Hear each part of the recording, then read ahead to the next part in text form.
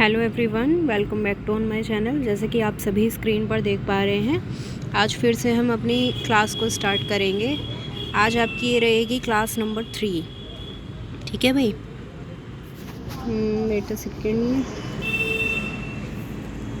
Class number 3 रहेगी आपकी। ठीक है, आ जाइए भाई, सभी जुड़ जाइए जल्दी से, ताकि मैं क्लास को स्टार्ट कर सकूँ। जल्दी से आ जाइए सभी। और अभी तक अगर किसी ने चैनल को सब्सक्राइब नहीं किया है तो भाई सब्सक्राइब कर लेना, ताकि आने वाली सभी वीडियो की नोटिफिकेशन आपको टाइम पर मिलती रहे। ठीक है, जल्दी से आइए सभी और जल्दी से दोस्तों में शेयर कर दीजिए वीडियो। चलिए फिर आज की क्लास को कर लेते हैं स्टार्ट।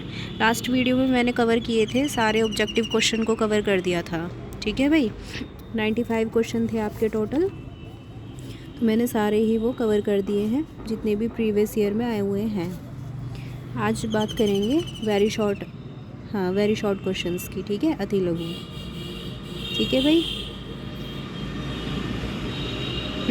जल्दी आइए। चलिए फिर फर्स्ट क्वेश्चन है आपका, रेन वाटर हार्वेस्टिंग से आप क्या समझते हैं। तो देखिए, रेन वाटर हार्वेस्टिंग है क्या। रेन वाटर हार्वेस्टिंग बारिश के पानी को जमा करने का एक तरीका है जिसका इस्तेमाल बाढ़ में खेती के लिए किया जाता है। इस विधि में जल का संरक्षण किया जाता है, इससे धरती में पानी का स्तर भी बढ़ जाता है। ठीक है, नेक्स्ट क्वेश्चन है आपका क्वेश्चन नंबर 2। पदार्थ की कौन सी अवस्था है जिसमें पदार्थ का आयतन तो निश्चित रहता है परंतु आकृति अनिश्चित होती है। तो वो है आपकी द्रव अवस्था। अब देखो, आयतन कैसे निश्चित होगा, है ना। वॉल्यूम डेफिनेट रहेगा। सपोज़ दैट जैसे कि आपके पास पानी आपने जितना लिया है रहेगा तो उतना ही, चाहे आप उसको बोतल में कर लें या किसी बाउल में कर लें या किसी ग्लास में कर दें। ठीक है भाई, चलिए नेक्स्ट क्वेश्चन पर चलते हैं। क्वेश्चन नंबर नेक्स्ट है क्वेश्चन नंबर 3। दोलन गति किसे कहते हैं, उदाहरण सहित समझाइए। किसी आधार से लटकी हुई जब कोई वस्तु अपनी विराम अवस्था से इधर उधर गति करती है तो इस गति को दोलन गति कहते हैं। ठीक है, जैसे कि आपने देखा भी होगा, दीवार में जो घड़ी लगी रहती है उसमें हिलता हुआ पेंडुलम, है ना, साइड बाय साइड हिलता रहता है वो। क्वेश्चन नंबर 4 है, यौगिक किसे कहते हैं। वे शुद्ध पदार्थ जो 2 या 2 से अधिक तत्वों के रासायनिक संयोग से निश्चित अनुपात में मिलने से बनते हैं, ऐसे पदार्थ यौगिक कहलाते हैं। देखिए, आज थोड़ा सा वॉइस का इशू हो सकता है, पीछे से आपको काफ़ी वॉइस आ रही होगी। आज मैं मतलब ऐसी लोकेशन पर नहीं हूँ कि ऐसी जगह वीडियो शूट कर सकूँ, तो मुझे यहीं पे वीडियो शूट करनी पड़ रही है, तो आज आप थोड़ा सा एडजस्ट कर लेना भाई। क्वेश्चन नंबर नेक्स्ट है, मृतोपजीवी से आप क्या समझते हैं। तो वे जीव जो अपना भोजन मृत और गले सड़े पदार्थों से प्राप्त करते हैं उनको क्या बोलते हैं, मृतोपजीवी या सैप्रोफिटिक। क्वेश्चन नंबर नेक्स्ट है 6th क्वेश्चन। जब कोई वस्तु अपनी माध्य स्थिति के दोनों ओर गति करती है तो इसको हम क्या कहते हैं, दोलन गति, है ना। जैसे कि घड़ी, अभी मैंने दीवार घड़ी का एग्जाम्पल दिया था, उसमें हिलता हुआ पेंडुलम। क्वेश्चन नंबर नेक्स्ट है 7। तलछटीकरण की प्रक्रिया समझाइए। द्रव में अविलय ठोसों के मिश्रण से हल्के और भारी अवयवों को निथारना। अब देखो, द्रव में अविलय मतलब जो द्रव में नहीं घुला है कोई पदार्थ, उसको निकालना या हटाना ही क्या कहलाता है, तलछटीकरण कहलाता है। नेक्स्ट क्वेश्चन है आपका क्वेश्चन नंबर 8। घूमते हुए लट्टू में किस प्रकार की गति होती है। तो जो घूमता हुआ लट्टू होता है उसमें घूर्णन गति होती है। क्वेश्चन नंबर 9 है, हमारे शरीर में कितनी ज्ञानेंद्रियाँ पाई जाती हैं। तो हमारे शरीर में 5 ज्ञानेंद्रियाँ, 5 सेंस ऑर्गन होते हैं, आँख, नाक, कान, जीभ और त्वचा। क्वेश्चन नंबर नेक्स्ट है क्वेश्चन नंबर 10। सजीव और निर्जीव के बीच की कड़ी किसे कहा जाता है। तो सजीव और निर्जीव के बीच की कड़ी होती है वायरस। नेक्स्ट क्वेश्चन है 11। पुष्प के नर जनन अंग का नाम लिखिए। तो पुष्प का नर जनन अंग होता है पुंकेसर, और अगर स्त्री का पूछा जाए तो होता है स्त्री केसर। ठीक है भाई। क्वेश्चन नंबर नेक्स्ट है 12। ठोस पदार्थों की आकृति और आयतन कैसे होते हैं। तो ठोस पदार्थ जो है सॉलिड, आपने देखा भी होगा, उसका साइज और उसका वॉल्यूम क्या होता है, बिल्कुल डेफिनेट होता है ना। आकृति और आयतन उसका होता है निश्चित। नेक्स्ट क्वेश्चन है 13। पत्तियों का रंग हरा क्यों होता है। तो पत्तियों का रंग किसकी वजह से हरा होता है, पर्णहरिम की वजह से, क्लोरोफिल के कारण। ठीक है। क्वेश्चन नंबर नेक्स्ट है 14। एक चीज़ का और ध्यान रखना, अभी जैसे इसमें यहाँ पर पर्णहरिम और ब्रैकेट में क्लोरोफिल लिखा है, आपको डीएलएड में स्पेशली ध्यान रखना है, इंग्लिश वर्ड यूज़ नहीं करना है बिल्कुल भी, ठीक है। भले ही आप इसको ऐसे हिंदी में ब्रैकेट में करके क्लोरोफिल लिख दें, लेकिन इंग्लिश को यूज़ नहीं करना है, ठीक है भाई। प्योर हिंदी चलेगी, बिल्कुल हिंदी में ही देना होगा सारा पेपर, भले ही आप इंग्लिश मीडियम से हो या फिर हिंदी से हो, ठीक है। चलिए नेक्स्ट क्वेश्चन है 14, प्रकाश संश्लेषण के मुख्य उत्पाद कौन से हैं। तो प्रकाश संश्लेषण के मुख्य उत्पाद हैं ग्लूकोज, स्टार्च या फिर ऑक्सीजन। नेक्स्ट है क्वेश्चन नंबर 15, पौधों के कितने भाग होते हैं, उनके नाम बताइए। तो पौधों के 5 भाग होते हैं, जड़, तना, पत्ती, फूल और फल। नेक्स्ट क्वेश्चन है 16, परागकण में गुणसूत्रों की संख्या कितनी होती है। तो ड्रोसोफिला में 8 गुणसूत्र होते हैं, मक्का में 20 होते हैं, टमाटर में 24 और आलू के पौधे में होते हैं 48। अब एक क्वेश्चन आपके लिए है कि मनुष्य में गुणसूत्रों की संख्या कितनी होती है, ठीक है भाई। आई होप कि सभी को पता होगा इसका आंसर, कमेंट बॉक्स में कमेंट करके बताएंगे सभी। नेक्स्ट क्वेश्चन है 17, कोशिका भित्ति या सेल वॉल किस में पाई जाती है और किस पदार्थ की बनी होती है ना। तो सेल वॉल किस में पाई जाती है, पादप कोशिका में, सिर्फ और सिर्फ प्लांट सेल में। और प्लांट्स ये जो है कोशिका भित्ति, ये सेल्यूलोज की बनी होती है। क्वेश्चन नंबर नेक्स्ट है, जंतु और पौधों में समानता बताइए, है ना। ये दोनों में क्या समानता है। एक तो सबसे पहला पॉइंट हो जाता है आपका वृद्धि। वेट अ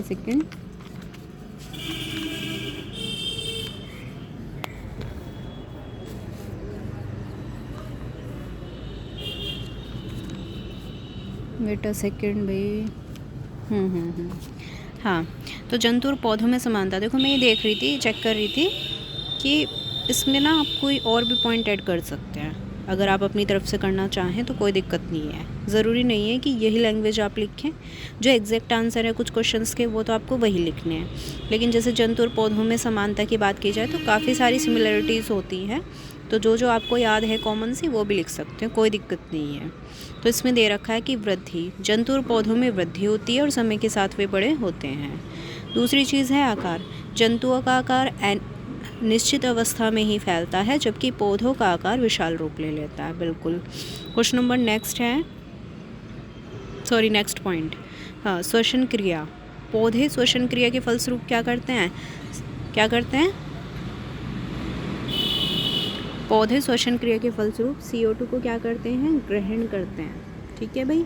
और ऑक्सीजन को क्या करते हैं, रिलीज़ करते हैं। जबकि जो जीव जंतु हैं वो जस्ट इसका अपोजिट है, वो ऑक्सीजन को लेते हैं और CO2 को क्या करते हैं, रिलीज़, ठीक है। चलिए नेक्स्ट क्वेश्चन है आपका, पुष्प क्या है। तो पुष्प क्या है, पुष्प पौधों का आकर्षक भाग होता है, पत्ती के रूपांतरण को पुष्प कहा जाता है। नेक्स्ट है क्वेश्चन नंबर 20, खिड़कियों में किस प्रकार के कांच का प्रयोग किया जाता है, साधारण या मृदु कांच।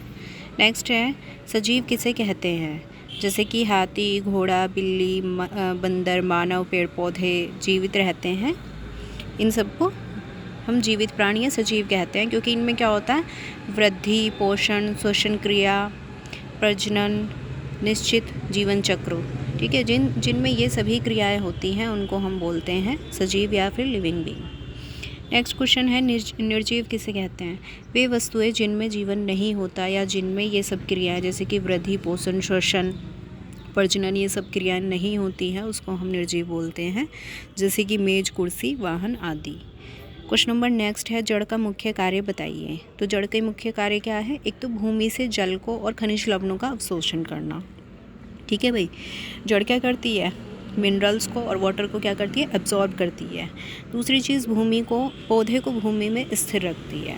नेक्स्ट क्वेश्चन है आपका 24, पेड़ पौधों में अलैंगिक प्रजनन की विधियाँ कौन कौन सी हैं, या फिर पेड़ पौधों में अलैंगिक प्रजनन की विधियों के नाम बताइए। अब ये आपकी 4 विधियाँ हैं, मुकुलन, खंडन, बीजाणुओं द्वारा और कायिक प्रवर्धन। कायिक होता है वेजिटेटिव रिप्रोडक्शन। नेक्स्ट क्वेश्चन है आपका क्वेश्चन नंबर 25, वृत्तीय गति और घूर्णन गति का एक एक उदाहरण लिखिए। अब देखो, लट्टू का फिरना घूर्णन गति का उदाहरण है, ठीक है, और सूर्य के चारों ओर पृथ्वी का गति करना वृत्तीय गति का उदाहरण है। नेक्स्ट है क्वेश्चन नंबर 26, पौधों की पत्तियों में होने वाली प्रकाश संश्लेषण क्रिया का समीकरण लिखिए। ये रिएक्शन आपको याद करनी है, 6CO2 12H2O और प्रेजेंस लेनी है सूर्य का प्रकाश और हरित लवक, तो ये आपका बनेगा C6H12O6 glucose plus oxygen plus water. Question number next है 27, ये है आपका न्यूमेरिकल। 4 सेंटीमीटर त्रिज्या के वृत्तीय पथ पर एक कण आधा चक्कर लगाता है, तो इस दशा में कण द्वारा तय की गई दूरी का विस्थापन ज्ञात कीजिए। तो वृत्तीय पथ की त्रिज्या होती है 4 सेंटीमीटर दी है इसमें, और इसका जो सूत्र है कण द्वारा आधे चक्कर में तय की गई दूरी वो है पाई आर। ठीक है, पाई की वैल्यू आपको पता ही है 3.14 और आर की वैल्यू हमें दी है 4 सेंटीमीटर। इसको हम पुटअप करेंगे इसमें तो हमारा आ जाएगा 12.56 सेंटीमीटर। नेक्स्ट है फिर कण द्वारा आधे चक्कर में विस्थापन का सूत्र है 2r, तो 2 इंटू आर कितना है 4 सेंटीमीटर, तो 2 4 ज़ा 8 सेंटीमीटर हो गया हमारा आंसर। ठीक है, दूरी हो गई 12.56 और विस्थापन हो गया 8 सेंटीमीटर। नेक्स्ट क्वेश्चन है 28, बीजों के प्रकीर्णन की दोलनक्षेप प्रक्रिया क्या है। देखो, फल के निरंतर हिलने डुलने के कारण हवा जो है बीज जो है वो हवा में बिखर जाते हैं और इसी को हम क्या बोलते हैं, दोलनक्षेप प्रक्रिया बोलते हैं, जैसे कि पोस्ता में। नेक्स्ट क्वेश्चन है 29, प्रकीर्णन क्या है, इसकी प्रमुख विधियाँ कौन कौन सी हैं। अब देखो, परागकण या फिर बीजों का वातावरण में फैलना ही क्या कहलाता है, प्रकीर्णन। और प्रकीर्णन की प्रमुख विधियाँ इस प्रकार हैं, जल द्वारा भी हो सकता है ये, हवा, कीटों या पक्षियों द्वारा भी हो सकता है। ठीक है भाई। नेक्स्ट क्वेश्चन है 30, पौधों में कितने प्रकार से प्रजनन होता है। तो पौधों में 3 तरह का प्रजनन होता है, वर्धी प्रजनन, अलैंगिक और लैंगिक जनन। नेक्स्ट क्वेश्चन 31, पत्ती के प्रमुख भागों के नाम बताइए। तो पत्ती के 3 मुख्य भाग होते हैं, पर्णधार, पर्णवृंत और पर्णफलक। नेक्स्ट क्वेश्चन नंबर 32, 1 माइक्रोमीटर में कितने पिकोमीटर होते हैं। तो 1 माइक्रोमीटर में पिकोमीटर होते हैं 10⁻⁻6 मीटर, है ना, और 1 पिकोमीटर में होते हैं 10⁻12 मीटर, और 1 माइक्रोमीटर में होते हैं 10�6 पिकोमीटर। ठीक है भाई। नेक्स्ट है क्वेश्चन आपका न्यूमेरिकल पार्ट है, फिर से बेलन की लंबाई और वृत्त के व्यास के लैंग्वेज में ही पूछा है। बेलन की लंबाई और वृत्त के व्यास के मापन के लिए किस यंत्र का प्रयोग किया जाता है। तो इसके लिए किया जाता है वर्नियर कैलिपर्स का। ये मैंने 11th-12th में भी पढ़ा है, वर्नियर कैलिपर्स था हमारे सिलेबस में, ये मुझे याद आ रहा है। क्वेश्चन नंबर है 34, उपापचय क्रिया कितने प्रकार की होती है। कल भी मैंने ये क्वेश्चन कराया है ऑब्जेक्टिव में, है ना। उपापचय क्रिया 2 प्रकार की होती है, अपचय और उपचय। ठीक है, देखो यहाँ पे फिर से उपापचय लिख दिया, लेकिन ये अपचय और उपचय है। क्वेश्चन नंबर नेक्स्ट है 35, ठोस पदार्थों की आकृति और आयतन कैसे होते हैं, निश्चित होते हैं। नेक्स्ट है क्वेश्चन नंबर 36, परमाणु किसे कहते हैं। परमाणु तत्व का वह छोटे से छोटा भाग है जो किसी भी रासायनिक अभिक्रिया में भाग ले सकता है, लेकिन स्वतंत्र अवस्था में नहीं रह सकता। नेक्स्ट क्वेश्चन है, चौड़ी, मोटी और कंटीली संरचना वाले मरूदभिद पौधे का एक नाम लिखिए। तो वो कौन सा होगा आपका, नागफनी। ठीक है भाई।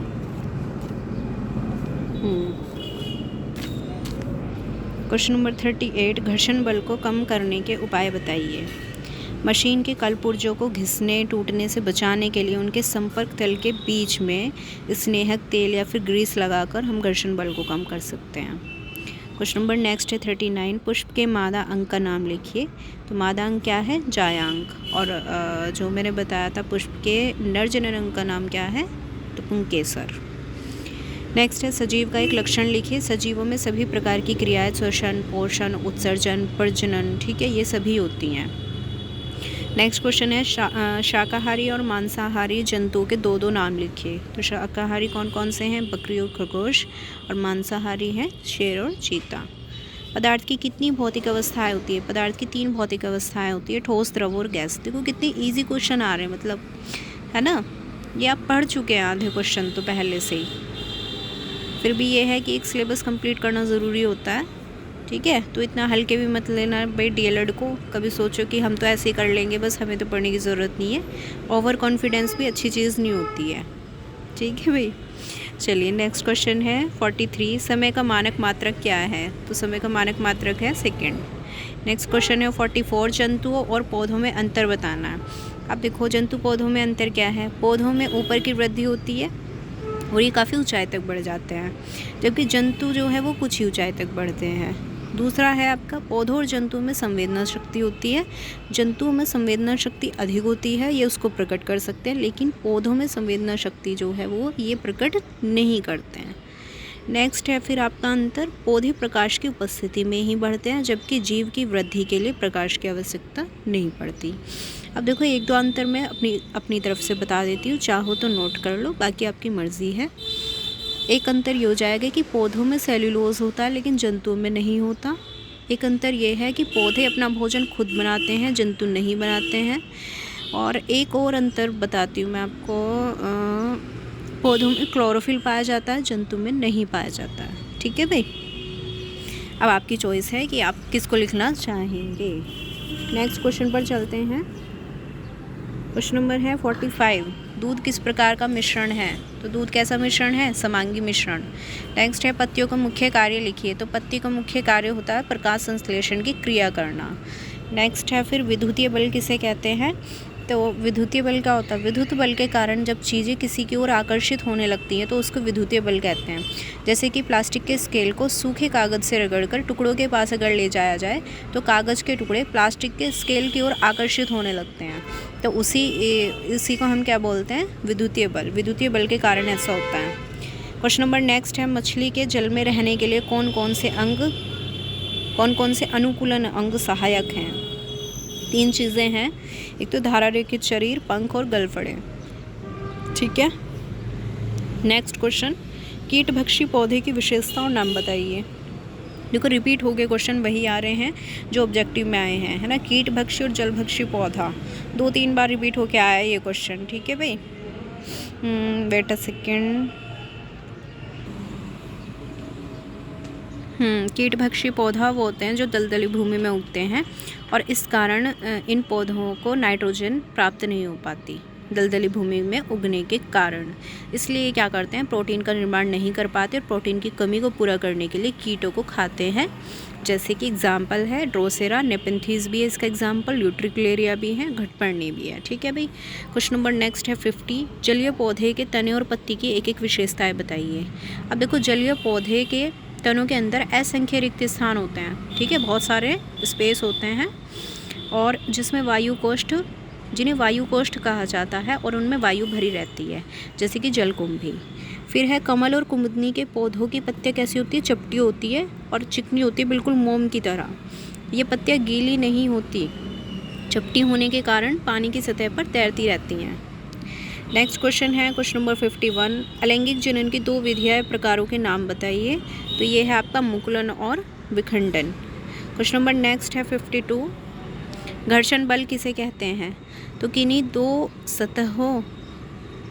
सतह के संपर्क तलों के मध्य सापेक्ष गति का विरोध करने वाले बल को घर्षण बल कहा जाता है।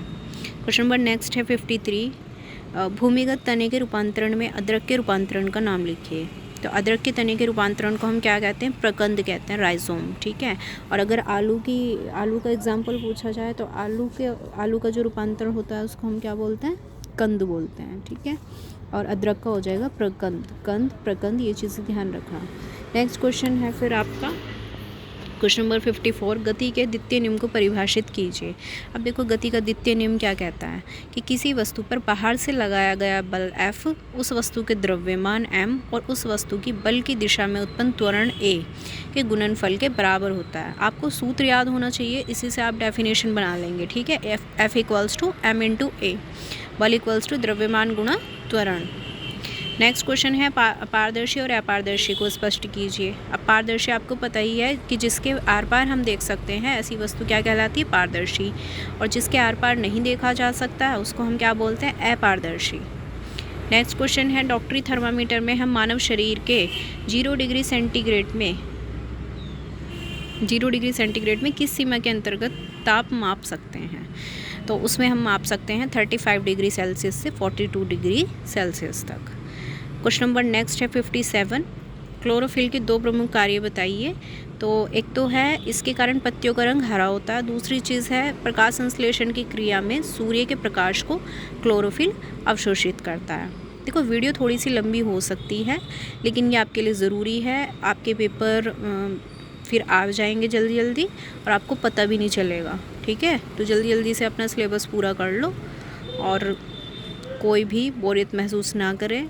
ये टाइम पढ़ने का है आपका, बिल्कुल सीरियस होके। ठीक है भाई, अगर इस टाइम भी कोई बोर होता है तो फिर बेकार है उसके लिए, है ना।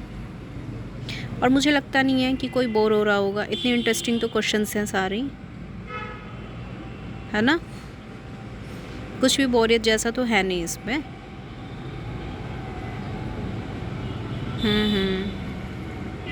देखो मैं चाह रही हूँ जल्दी जल्दी आपका सिलेबस कवर हो जाए और आप अच्छे से अपनी तैयारी करें, है ना। एक भी क्वेश्चन आपका छूटे नहीं और बिल्कुल अच्छे से एग्ज़ाम दे के आएँ ताकि आप टॉपर बने क्लास के।